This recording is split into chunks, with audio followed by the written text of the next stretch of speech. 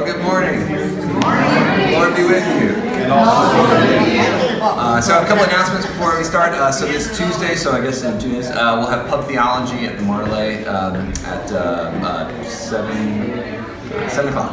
p.m. So if you are interested in coming, just show up. There's no pre-reading this time. I'll just bring a short article on the resurrection narratives, and we'll read it a bit together over some beer or fish and chips or tea or whatever you want to have, and we'll chat a bit about the resurrection during this resurrection season. Next week, I actually won't be here. In the syllabus, it says we're going to do kind of contemporary theology because of another event. I have to be out of town. But Benno, I think I'm almost certain Benno's going to be reading next week, talking about contemporary theology and the resurrection. So it should be interesting. All right. Well, I'll pray for us. God, thank you for today and for this time you set aside for us to think and ponder and study and give us insight into that tumultuous age of the early modern period and help us to think about the Reformation and the ways in which people were straining and yearning to try to understand how you are at work in the world and give us even interest in our own story of our own tradition, the Anglican tradition, which was birthed at this time, and help us to see how you are at work even in the tumultuous events of the world, in the ways that history bends and twists, but also in how new things emerge. Amen. So, I talk about this as the early modern period. I mean, really we'll be talking about the Reformation quite a bit, but it's more than the Reformation, it's the Renaissance, and so we'll start really with the medieval period today. We kind of left off last week with really talking about art, but the week before that we talked about the early church and kind of into the medieval church. So we'll pick up a little bit with medieval Christianity, and we'll move into the Renaissance. I'll spend a little bit of time talking about, we'll even look at the Sistine Chapel this morning, at least a little bit of it, so it should be pretty fun. But then we'll move into the Northern Renaissance, which is the kind of context in which to understand the Reformation. So again, we're picking up with resurrection, our theme for this semester, so we'll be talking a bit about how the resurrection works in this time period, especially in the Reformation.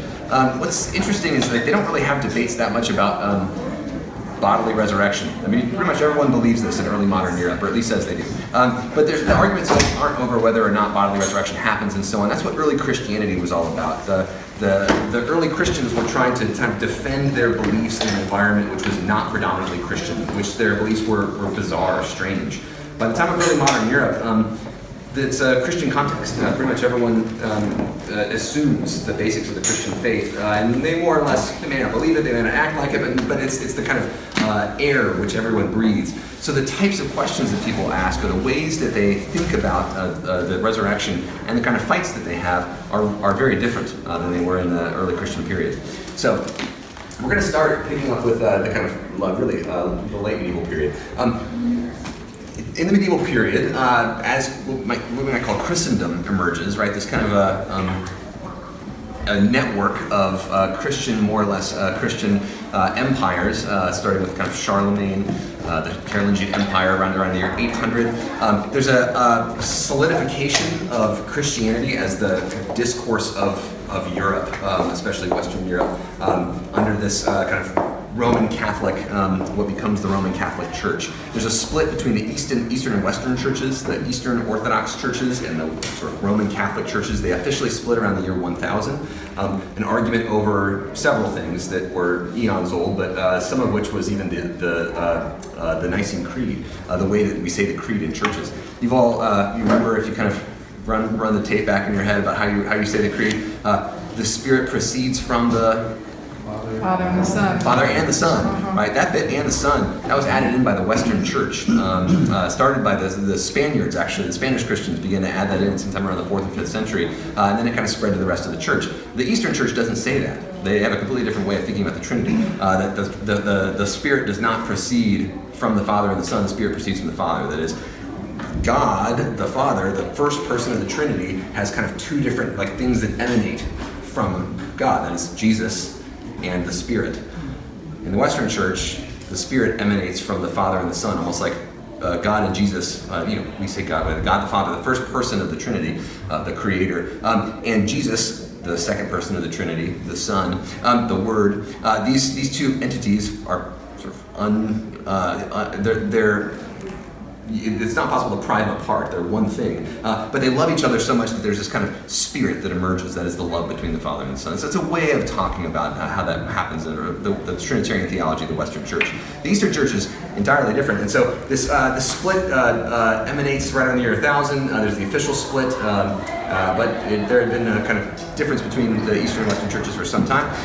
But in the Western Church, especially after the split, there is a shift. The Eastern Orthodox Church continues with its like high liturgical, very experiential theology. The Western Church becomes much more intellectual, you might say. Average people may not have come into contact with the intellectual theology, but the theologians and what they wrote, it just shifts entirely from thinking more about practice and mysticism. There is a mysticism that continues in this period. But we start to see what's called the scholastics. These are folks who are way up in their heads. So like Thomas Aquinas, if you've ever heard of him, he's said to have built a cathedral of his own thought, right? You know, as intricate as a cathedral is, he writes thousands of pages, what's called the Summa Theologica. He never quite finishes it, but it's this kind of summation of all theological thought is the way he talks about it. But he's going to kind of end theology by figuring it all out. And the way he does this is through what he calls this kind of disputation, right? So he says, okay, I'm going to argue this point, and then I'm going to try to argue the opposite point, and then I'm going to try to argue like maybe kind of figure out where the truth is between these 2 points that I'm arguing. And it's all based on kind of contention and argumentative theology, but it's all focused on finding the truth, the absolute, almost scientific in his mind truth about God. This is what's called scholasticism, this very particular theology.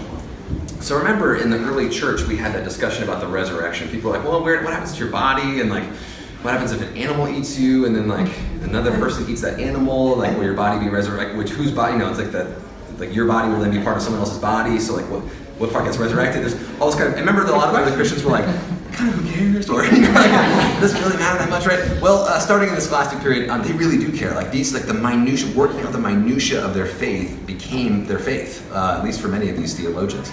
Thomas Aquinas, born in 1225, was kind of the paradigm for Scholastic theology. The basic idea for this is, it's a very medieval idea.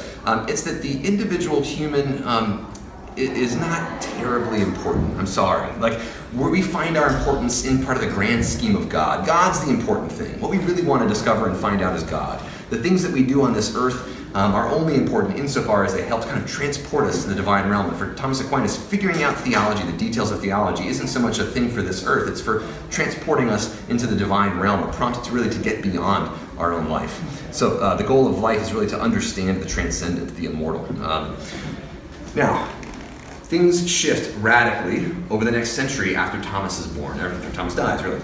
So within a few decades of Thomas's death, there's kind of a new spirit that begins to emerge, we might say, in Italy.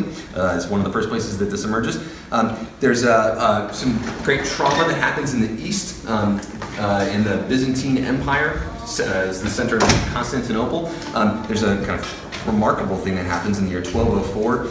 The Crusades are happening. The Crusaders from Western Europe, they're going all the way to the Middle East. They're going to try to take over and hold parts of Palestine.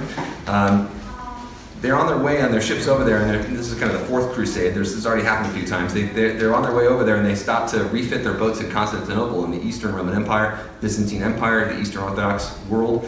And they're looking around and they say, boy, this is way richer than anything over there in Palestine that we're going to take.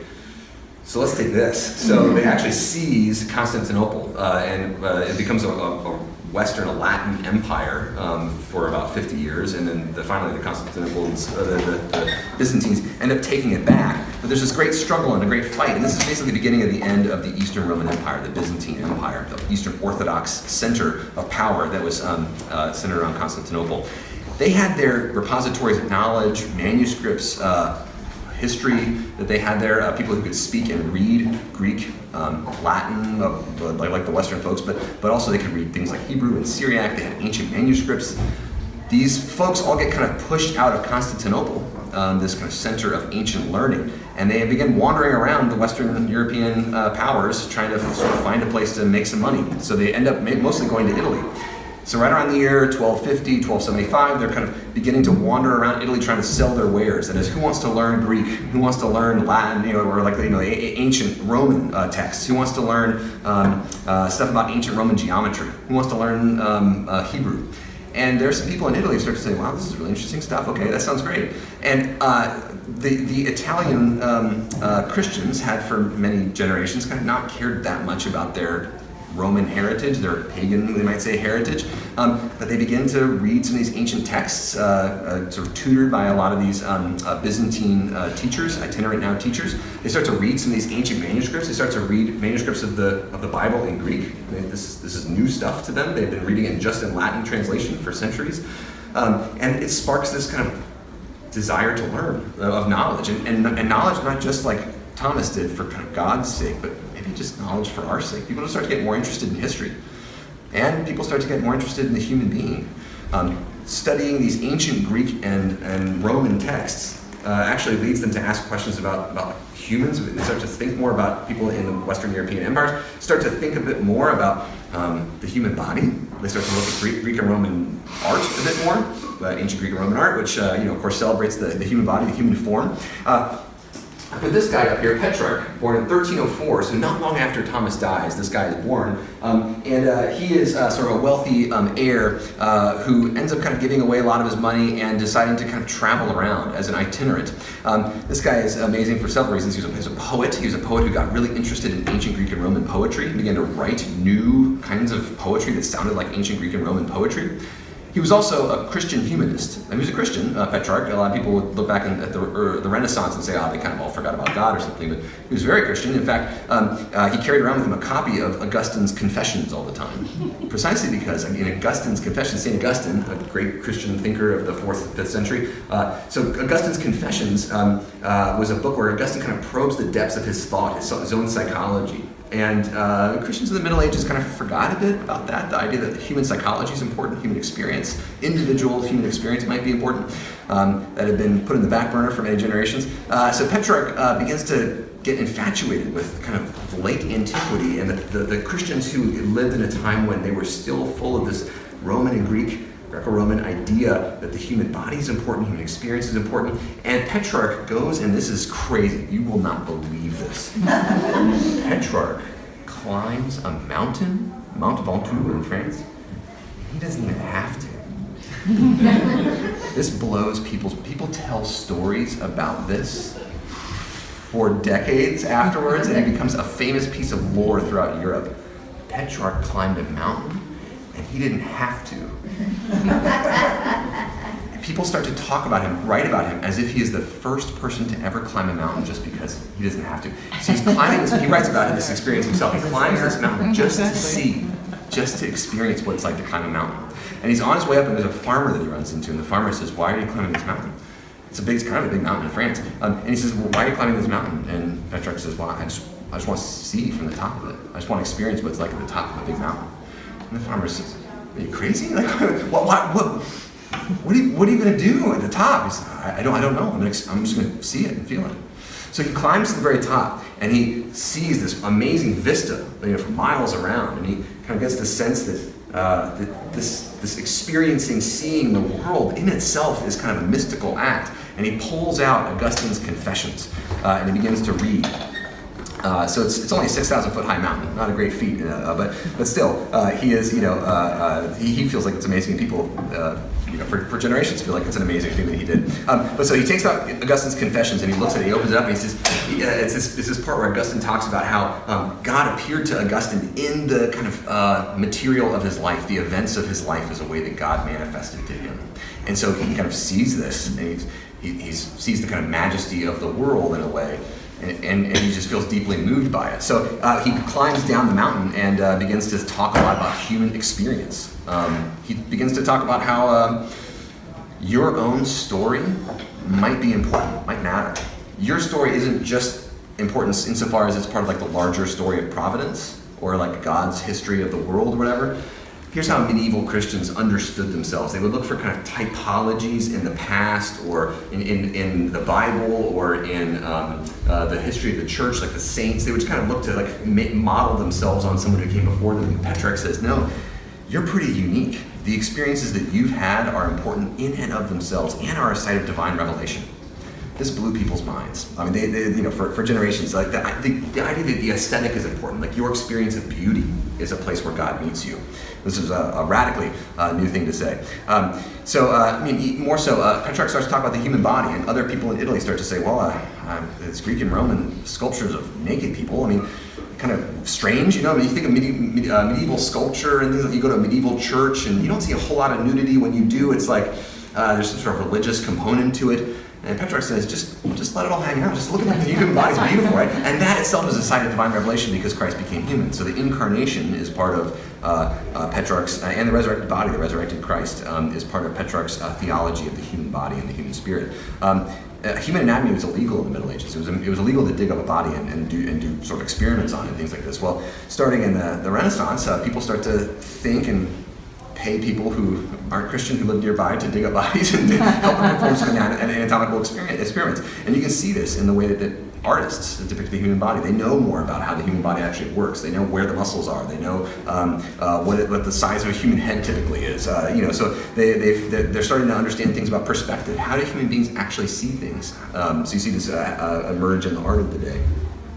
So in any event, here's this. You've seen this before, right? Everyone knows who made this. Who drew this image? Da Vinci, right? Leonardo da Vinci. So he's one of these Italians who's come into contact with all this Greco-Roman thought that was brought over by the Byzantine theologians and scribes who've been kicked out by the very Italian people who they later taught. But in any event, he draws this. And does anyone know why this is called Vitruvian Man? Leonardo da Vinci didn't make this up. He's actually copying it. Right? He's copying the text, and he's trying to draw something to help him understand something in the text.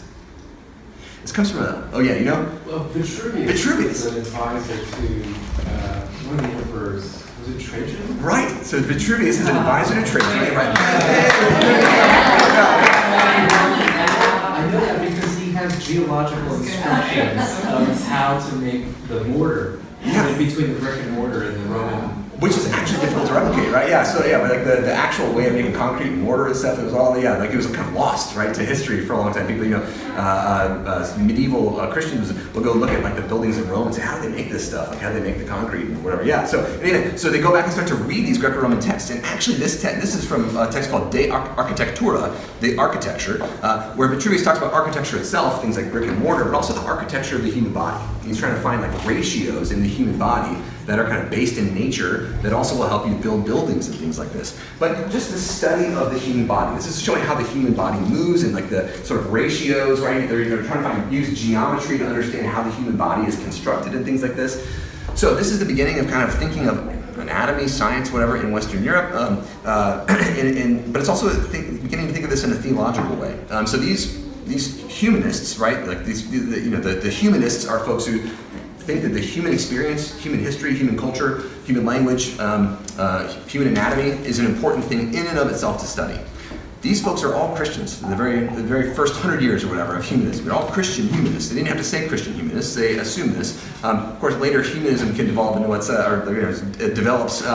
Devolves is a bad way to put it, but develops into several different kind of subgenres you might call it. And sooner or later, we get what is called the dreaded secular humanism. And I say dreaded because no one calls himself a secular humanist necessarily, or very few people I think do. But it's used as a kind of a tag to kind of, I don't know, categorize people who some Christians don't want to talk to as secular humanists. But in any event, humanism is a Christian venture for the first at least 100 years, exclusively. So learning about language, learning about history, learning about culture, learning about the human body is all a way for us to understand like the work of God, like what God has done in the world. But also that the incarnation is a site of human experience. Yeah. Brendan, excuse me if you're going to say this, but I just thought it was specific to our congregation to note that the humanism involved the study of the form of Christ on the cross, but also the Vitruvian Man led to the use of the five-pointed star as a Christian symbol, which we use as a Tiffany.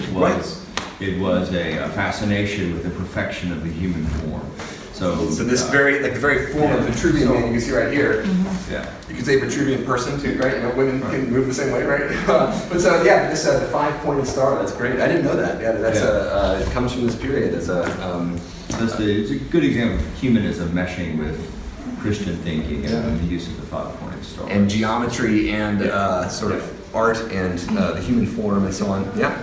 So in any event, yes, this kind of perfectly proportioned person or whatever is the idea there. You can see this also happen in art. Let me turn these lights actually down just for a minute so you can see a little bit better. Is that better? Yeah. Okay. So this is Cimabue, an Italo-Byzantine artist. Italo-Byzantine because he's an Italian who begins to when the Latin Crusaders in 1204 sack Constantinople, they bring over a lot of their icons, and this is why there's a lot of Italian paintings in the very early Renaissance, or kind of just the very edge of the Renaissance, that have this kind of gold background. This is all influenced by Byzantine icons that have been stolen and brought to Italy. But anyway, so you can see this kind of Cimabue is trying to figure out perspective. He's an artist in Florence, right around 1280, and he's figuring out, so it looks a little bit better in terms of perspective than most medieval art, but still things look pretty flat. Look at the angels are kind of flat in the background. Well, within just a couple of decades, so about 20 years later, you got this, which is Giotto's Scriveni Chapel. And the entire chapel is kind of painted in this much more realistic style. And you can even see like the kind of these stylized faces. All the angels look exactly the same. They all look like Mary. They all look like everyone's face looks exactly the same, right? It's just kind of there's very little individuality here. And Giotto, people still all look kind of the same, but there's a bit of a difference, a bit more interest in expressing human emotion. What do people's faces look like when they're sad? What do people's faces look like when they're happy? Even the idea of perspective, just understanding that like people who are all standing their heads are all going to be at kind of the same height, no matter how far away they are from the picture. So you kind of make in order to get perspective, you actually make their legs shorter and higher up the further back they go. So I mean, in medieval art, like the perspective is all crazy. Like the people far away are like way up high, tiny and high or whatever. So they're starting to understand. They're trying to think about how does the human eye actually see the world and we can represent that. But also they're thinking, what do human faces look like? So there's more of a study of individuality and then trying to think of the events of Christ's life as things that happened to someone rather than in this like kind of mystical, far-off world of allegory.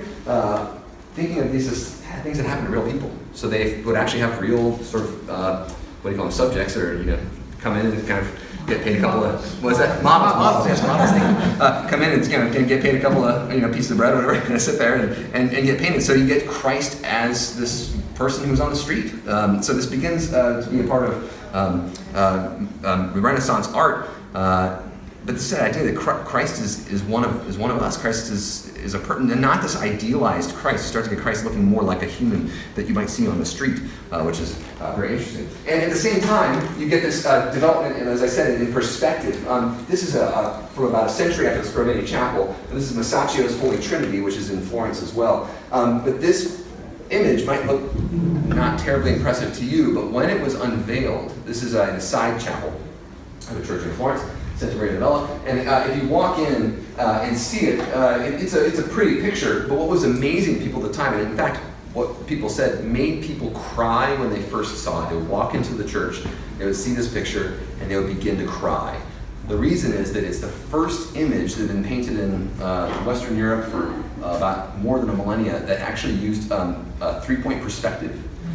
So there's a real vanishing point, right? People had rediscovered this idea that there was so you can see, oh no, I actually didn't put it on there. Anyway, if you draw there's actual vanishing point. There's the first attempt to paint a barrel vault for the first time since the Roman era. And you can see the way that the barrel vault, it's exactly, in fact, maybe a bit too sharp, the angles and so on, but still there was an actual vanishing point. So when you stand at it, it's kind of hard to tell from this terrible image, which was taken before they restored it recently. But this seems to pop out at you, and this seems to be kind of set back, and this is more set back, and this is even more set back, and then this is kind of God presenting Jesus on the cross, God the Father presenting Jesus on the cross, and God the Father standing kind of way in the background and so on, and it does seem to have this kind of depth to it. So, in any event, this is part of this triumph of perspective. Yeah. Is that a picture of an image, or is that a picture of a chapel? So it's a picture of a painting. So that this is a flat wall. So that's a flat wall right there on the side. But people who first saw this when it was freshly painted, they were amazed there was nothing really back there. Yeah. It was just a wall. Mm-hmm. So the impressionistic, illusionistic frame of this, architectural frame of this, was convincing to folks living in Florence at the time. So this idea that like the human perspective matters is something entirely revolutionary of the day. This is what basically is a big part of the Renaissance, right? This rediscovery of human perspective. If you look at medieval art, it oftentimes doesn't really have, it's kind of flat perspective and so on. And in fact, for generations, Christian artists had tried not to introduce perspective. They didn't want things to seem modeled or round or three-dimensional. They didn't want the art to seem real, that is mimetic, as if your eyes were seeing something in the flesh. The reason is they didn't want it to be an idol. They didn't want it to actually seem real because then you might worship it, and then right there's this concern in the Western Church. Protestants oftentimes think that Catholics are all into images and idolatry and so on. Western Roman Catholics are actually very worried about the idolatry of images throughout their entire history. It's the Eastern Orthodox Church that says, "Oh, we're fine with worshiping images. That's great." But the Catholics are actually Roman Catholics are very, very worried about this. So this recreation of three-dimensional space, and by the way, right around the same time as Masaccio is making the Trinity, Donatello is across town and he's casting the first statue in the round, first bronze statue in the round since the Roman era. Christians did not cast statues in the round. Why? Because it looked like a cult statue. It looked like a pagan idol. Donatello is going to cast this. It's going to be the David, right? This kind of fascinating image of David as kind of this knight or whatever. So the Christians and the people before them, they would make these, even back into Judaism, Israel nation. They would make these statues, and people would actually worship the statues.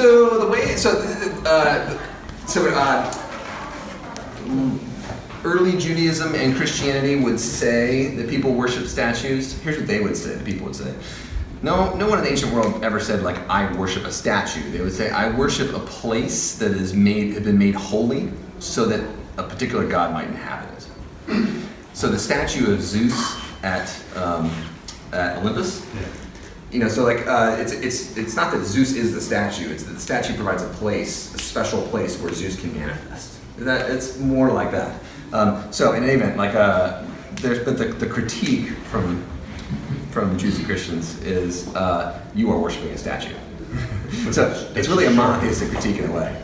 Yeah, like there's no God, there's just a statue and you're worshiping a statue. Yeah. Isn't the point of the argument is that they're worshiping a place instead of focusing on the shared liturgy, on the shared worship of God? So for Christians, whatever, yeah. Yeah. So Western Christians. Yeah, so I'm worried about the object. They're worried about you not participating.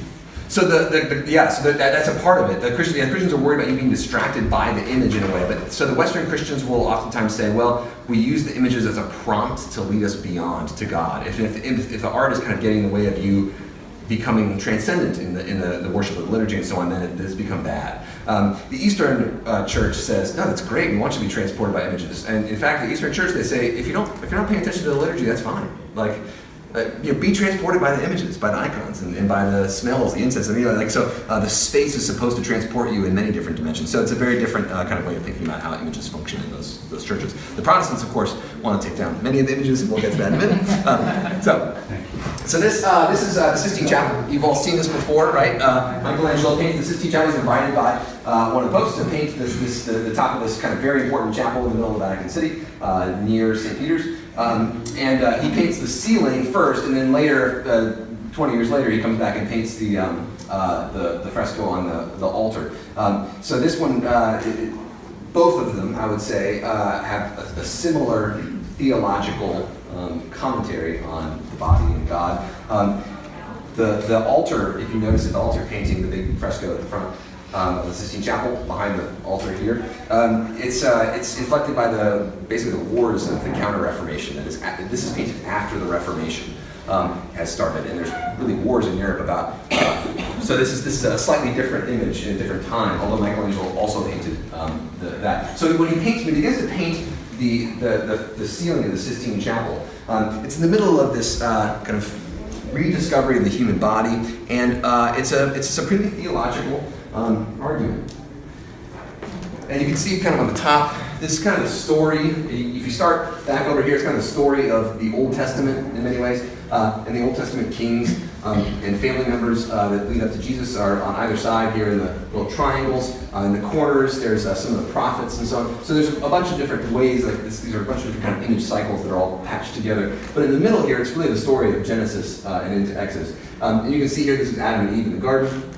And here's the one we're going to be looking at right now. And this is the creation of Adam, creation of humanity. And so you can see that God is kind of creating Adam in his image. This is the way it's taken in the I would think of in the image of God in a very different way, I think, than these Renaissance folk. But for them, it's really this, humans look like God. There's this kind of mimetic aspect to it because the human body is the site of understanding the divine. The more you understand about the human body, the more you're going to understand God. So Michelangelo studies anatomy. That's why he's so interested in getting every muscle right, because this is God we're looking at. This is how God is shown forth in the world. And it's not only the body, but it's the human creative spirit. You probably have all heard this a million times, but what does God look like? Let me bump this over a bit. What is this supposed to look like here? A brain. It's a brain. It's the human brain. Michelangelo's looked at dissected human brains. He's held them, and God is shaped like the cerebellum or whatever. Shaped like the human brain with the whole brain stem down here. And why? Why is God shaped like the human brain? Well, it's the site of human creativity, the human spirit, and so on. The place where we see God manifest in the world most clearly is not just through the human body, but also through the human creative spirit. When we make stuff, we are in the image of God, the Creator. So God is the creator here. Humans are the creators. Michelangelo loves to create, right? And create not just the stuff that we've done a million times. Medieval artists were very, very good at copying things that had been approved for generations. Copying the same patterns, the same type ways that images are laid out and so on. Copying the way that things have been handed down, the traditions of the church. Michelangelo and many of his ilk, many theologians at the time too, are saying, no, actually copying the traditions of the past is not the way that we most often encounter God. It is through creation, new things. So anyway, this is a twist, yeah. So is that wisdom that he's snuggling up with there? Yes. So this is, it's kind of debated what exactly that character is, but most often art historians think that that's wisdom, pre-existent wisdom, from Proverbs 8. Right, so the logos, the word or whatever, but and thus kind of Jesus in a way, but also a woman wisdom in Proverbs 8 who said to be there present with God, helping to direct creation, starting with verse 22 of chapter 8 of Proverbs. So, yeah. So most people didn't look like that. I mean, I'm assuming because he's well nourished, his muscles are well defined. So Yeah. Lots of push-ups, Lisa. Yeah. Is it realistic? Is it more what we wish men would look like? Yeah, there's an idealization that's there, but also it's realistic in a sense that he knows what muscles go where in the human body. But Adam is also someone who's supposed to be kind of representative of the ideal human type, and this can also be a part of where Renaissance theology is problematic, right? There's an ideal human type. Western European man, right? Fit, able-bodied Western European man, right? So there's a sense in which this can easily become very problematic of the idealization of a certain human type. But if you read it sort of sympathetically, I think what Michelangelo would say is, and also there's many different types of people. Michelangelo didn't just sculpt, sort of, I don't know, chiseled, men, but many times did. But there were other artists that tried to represent kind of everyday folk, people who didn't look like this. But this is Adam, so and I think the kind of heroes of the faith are oftentimes represented as buff to represent their spirit. But yeah, good thought. So anyway, this is what I've been telling you about is the famous Renaissance, the one that everyone knows, from school and so on. This is the Southern Renaissance, the Vitruvian Man. Now the Reformation doesn't come from this. The Reformation comes from a very different place, in fact. It comes from a Renaissance, but the Northern Renaissance. The Renaissance that was happening in Germany, in northern France, in the Low Countries, in England. A very, very different place. Here's Albrecht Dürer's portrait of Erasmus of Rotterdam. It also is interested in depicting a person, Erasmus, kind of mimetically, right? Here's this great scholar of the early modern period during the Renaissance and Reformation, but the Northern Renaissance. This is a portrait by Albrecht Dürer, a great artist of the Northern Renaissance. So you can see that he's very interested in perspective. He's very interested in depicting a common person, Erasmus, just what he looked like. But right here, represented in this kind of the word, you can even notice, like in the Sistine Chapel, there aren't a lot of words everywhere. But in the Northern Renaissance, they want to put words everywhere. And that's because they're convinced that images are cool, but words are better. There's some sort of essence of truth in words that's important. And this is true of Catholics and of Protestants in early modern Northern Europe. So in that Greek represented there, this right here, it's something that it's a kind of a motto for Erasmus, and it says, it's written there in Greek, but the translation is, "A better portrait his writings show." So Erasmus, if you get a portrait of Erasmus, that's great. But what you really need to know, if you want to know Erasmus, is what he wrote. And this emphasis, and he's a Catholic. Erasmus is a Catholic. At this time, Albrecht Dürer is also Catholic. So it doesn't matter. It's not that Catholics liked images and Protestants liked words. It's that Southern Europeans liked images and words. But like the images were sort of the most important part of their society. The Northern Europeans were much more interested in the truth of words. So this comes through in what we might call the Reformation. And this has a long track history, like I said, a track record. Martin Luther doesn't start everything all by himself. In Northern Europe, there had for generations been reformers, people who were trying to reform the Catholic Church, who sounded very much like Luther. That is, Luther's emphasis on the Word, on the printed Bible, on Bibles being written in vernacular local languages.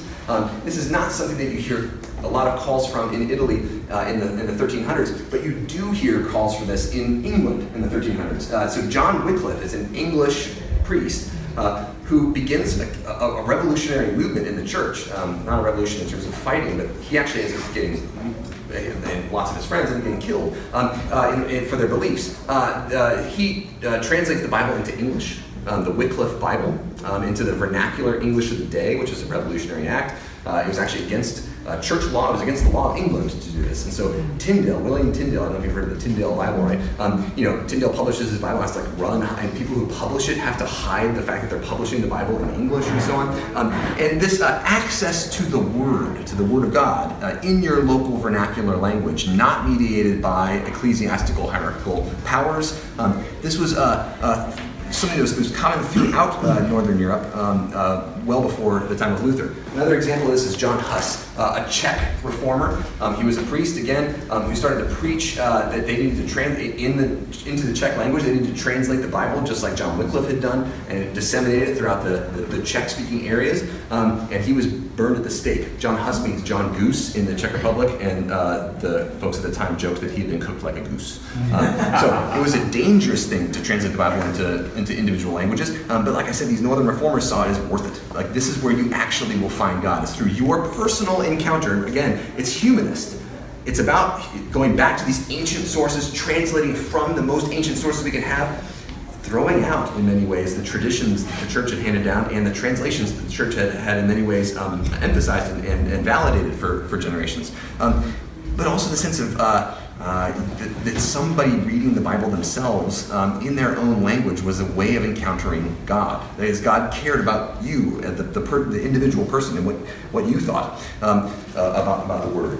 So you can see this also when Luther comes about in the early 1500s and starts to have his crisis. He's an Augustinian monk, and he has this kind of long period of individual and theological crisis where he's worrying about whether or not he's saved. In the Catholic Church at the time, there's a theology that says that you have progressive salvation in a way. Like God gives you God's grace, and God's salvation is that God gives you the ability to be on the way to salvation. And you have to do this by kind of good works, but also by progressing and kind of being more faithful every day and so on. Luther is, I believe, an obsessive-compulsive monk who every day is terrified, existential dread and terror that he hasn't done enough to get there in a way. So Luther also is persuaded by some of these previous reformers. There were the Hussites, the followers of John Huss, who had been killed. They continue to spread his teachings and his concern for translating the Bible into vernacular local languages. They continue to teach that and Luther comes into contact with some of these folk, and they convince him that the local Bible in the local languages is really important, but also they have some other ideas about salvation, that God has saved us, and that we don't need to effectuate our own salvation. We don't need to work at our own salvation. It's a kind of a different way of thinking about the place of human effort and work and so on in the economy of salvation. So this is a little portrait of Luther, by the way, from Lucas Cranach, who was a famous artist of the day and who ended up becoming a proponent of Luther's ideas and theology. But this is a great way to see kind of this importance of Luther. This is you'll see this on, if you go to Germany or Czech Republic or any other place that was heavily influenced by the Reformation, you'll see this. This is from a book. It was on basically any Protestant book of the era. And you can see it on walls of buildings and things like this, but VDMIE. Excuse me. So it says verbum domini, the word verbum domini manet en eternum. The word of the Lord stands forever. So this is taken from Isaiah, but really what this is, it's a focus on the Word, God's Word. The Word translated into your local languages and so on will stand forever. The Word of God is important. And in fact, in some cathedrals, I should have given an example of this, some churches and cathedrals that were turned into Protestant houses of worship, early on they would take out a lot of these images that they were worried about, and they would bring in just words. So like if you ever go into a church and you see like where the altar is, there's just a bunch of words, like 10 Commandments usually, words of institution, or the Our Father, the Lord's Prayer, something else like that. It'll be just a bunch of words. You know you're in a reformed space. But that's not to say that there wasn't any art or anything like that in Lutheran churches. In fact, Luther says, I like art as so long as it's not distracting you from worship. So, but Luther is not the only reformer. In fact, Luther ends up not being called Reformed. It's one of the tricks of like the history of the Reformation. Luther starts the Reformation. Luther is not Reformed. The word Reformed gets taken by a particular community. So there's Luther, and then there's the Reformed community and the Reformers. And these are folks who come after Luther and are emboldened by Luther, by the way. I mean, we don't have time to get into all the history of the Reformation, but Luther is subject of great interest in the day, and certain kings see him as politically powerful. That is, if you follow Luther, you can reject the Pope, reject sort of Italian lords and things like this, right? So there's a way that Luther ends up being part of the political intrigue of the day. But at the same time, there were, especially in Switzerland, there were local Swiss villages and communities, and also the city of Geneva and a couple of Swiss states that became havens for religious refugees, people who were kicked out of France, who were kicked out of Germany, and so on, and who wanted to, who were following Luther and Luther's teachings, and he wanted to find a place that was safe for them. So neutral Switzerland becomes this place to kind of gather people, and there's several reformers. One, Ulrich Zwingli, who, of course, is coming about these ideas at the same time as Luther, but he's what we might call a more radical reformer. So Ulrich Zwingli is interested in pushing even further some of Luther's arguments. So Luther would say, if you've ever been to a Lutheran church, you know that they have like a little bit more high liturgy than some other Reformed churches. There's a tolerance for images in the churches and things like this. So Lutherans look like a step down from Catholic, kind of like Anglicans. The Zwingli wants no images in any of the churches. They're going to burn all the images. You can not make an image of Christ or an image of anything else, right? Well, I guess if you want your own time, you can do it, but it can only be in your house. It can only be for like aesthetic purposes. It can't be for like religion. You can't pray with it or anything like that. So Zwingli is more radical in that way, but also he's got some different thoughts on the Eucharist, which we'll get to in just a minute. We'll end with that. And another person to bring up is Calvin. Calvin's another reformer. He ends up becoming the magistrate, the kind of ruler of Geneva, one of the cities in Switzerland that gathers a lot of outcasts and refugees. He himself is a refugee from France. Jean Calvin is his name. And he also develops and kind of pushes Luther's thought, and he is the founder of many of Reformed traditions today, including the Presbyterian Church. Presbyterians are actually founded in Scotland. Whatever. His theological lineage eventuates in the Presbyterian Church. Okay, so just a little timeline so you can get this, just kind of when all this stuff is happening. So 1512, Michelangelo finishes those Sistine ceiling frescoes, and then kind of the world, blows apart. 1517, Martin Luther nails those 95 Theses to the wall. So this is, the 95 Theses where he's saying he has arguments with the Catholic Church, many arguments, and he's still a monk. He's actually teaching in a seminary at this point. So he's getting up giving lectures to future priests in the morning, and then he's going home and writing some seditious things at night. At least seditious. In 1521, he's called up by the local authorities, by the Emperor of the Holy Roman Empire in Germany, and it's not Roman, but whatever. It's just kind of, the empire in Germany, and he is called to give an account for his beliefs. That is, do you believe that you are saved by grace alone, that you don't have to have works? Do you believe that you're supposed to translate the Bible into individual local vernacular languages? Do you believe that there is no such thing as purgatory? So these are kind of big deals. And Luther famously says, "Here I stand, I cannot do otherwise." Right? I have to admit. And so he's actually excommunicated from the church. He's later hunted down, and they attempt to kill him. That is the local Catholic magistrates. And he hides for a while in a castle and translates the New Testament from the Greek, by the way. So while he's trapped in the castle, hiding. Luther translated his New Testament into German in 1521, and it's still used, of course, in many German churches. And by 1529, things have settled down a bit in at least some German territories, some German princes and kings. There's a lot of little German territories. Some of them have seen it as politically helpful for them to resist Rome and have some more local autonomy to get those pesky bishops out of their territory. There's more space for this kind of conversation, and some of these Swiss communities have been set up. And Luther has a meeting with some of these reformers, like Ulrich Zwingli, in Marburg, the city in Germany. And they sit down and they say, okay, what do we think about the Eucharist and stuff like that? Is Christ really present in the bread? And they have a big fight. And in fact, they have a split. So the reformers, that's why Luther's not reformed. The reformers become these folks that actually split from Luther. And Luther is seen as kind of a half-hearted Protestant. So in any event, by 1534, we have what we might call the real Church of England, right? The Church of England that is formed really with kind of taking some of this Protestant theology into consideration. And if you haven't taken Epiphany 101, please do. But yeah, there are plenty of places to talk about the history of the English Church. But we can also do that later in this class. But and also we have some radical reformers. The Kingdom of Munster. This is an Anabaptist. People who say you've got to be rebaptized in order to really be a Christian. To share all possessions and so on. So there's a way that this ties in with the history of Christian socialism. It's quite interesting.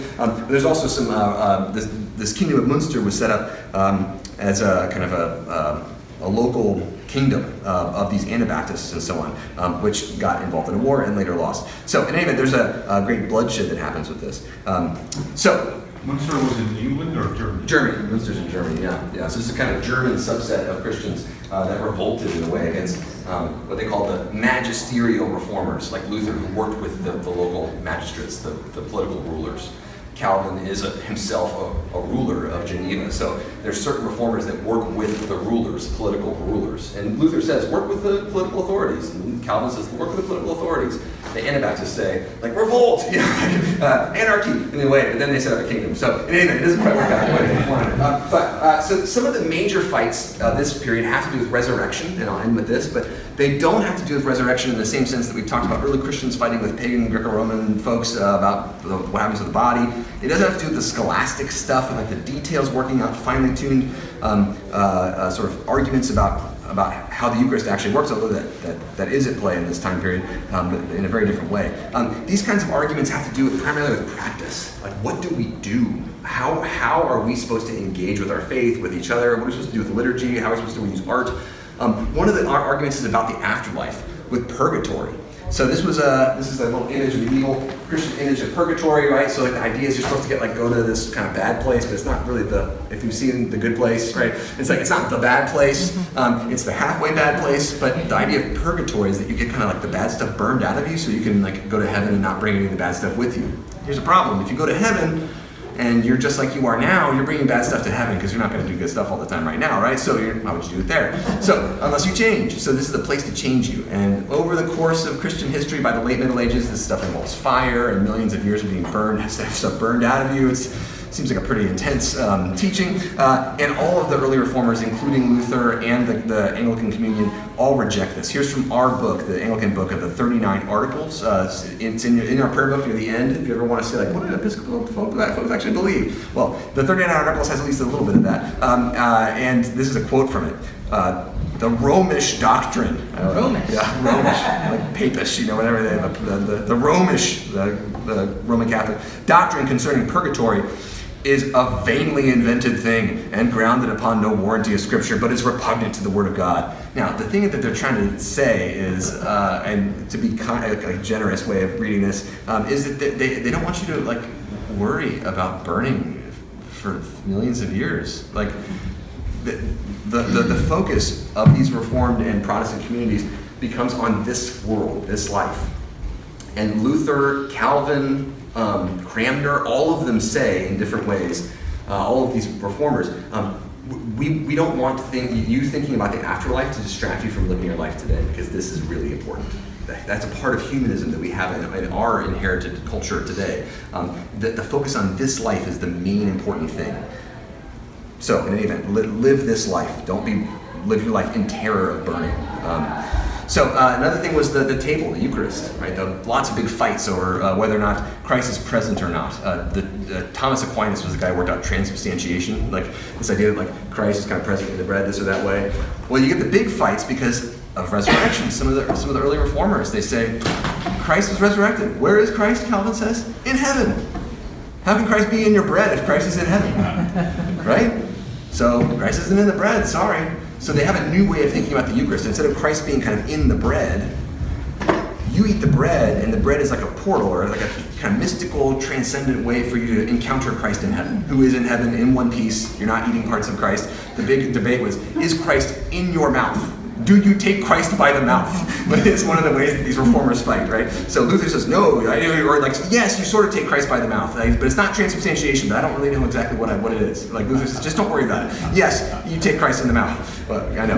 And then all of the Reformed folk, so Zwingli and Zwingli and Calvin and even Cranmer will say, yeah, you probably don't actually have Christ in your mouth. It's this kind of more of a mystical experience of meeting Christ in a way.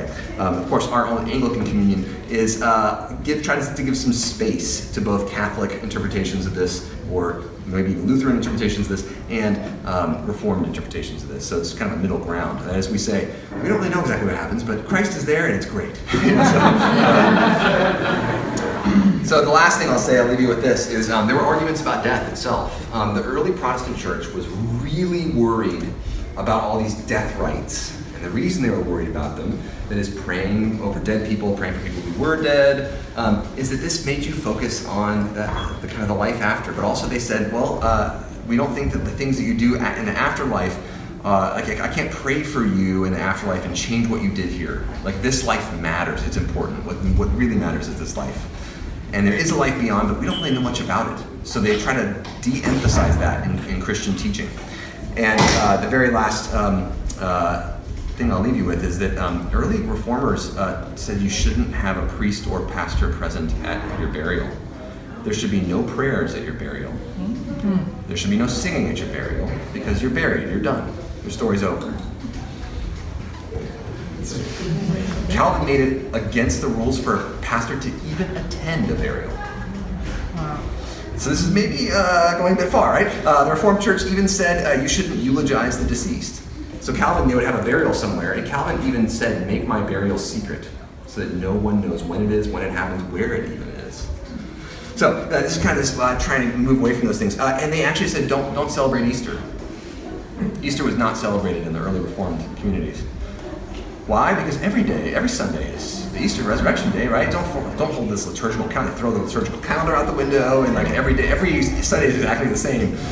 So there's this kind of de-emphasis of this. Now, what we can say is that in the history of the Reformed communities and the Protestant communities, this returned, right? This concern for, okay, well, fine, you can have sermons at funerals. Okay, fine, you can pray at the, okay, fine, you can have the pastor present. All right, we'll still celebrate Easter. We can say a lot of this is because people, their felt experience. This is a way that the Northern Renaissance actually takes the human experience part seriously. People experienced that this was not right. And over generations, their experience won out.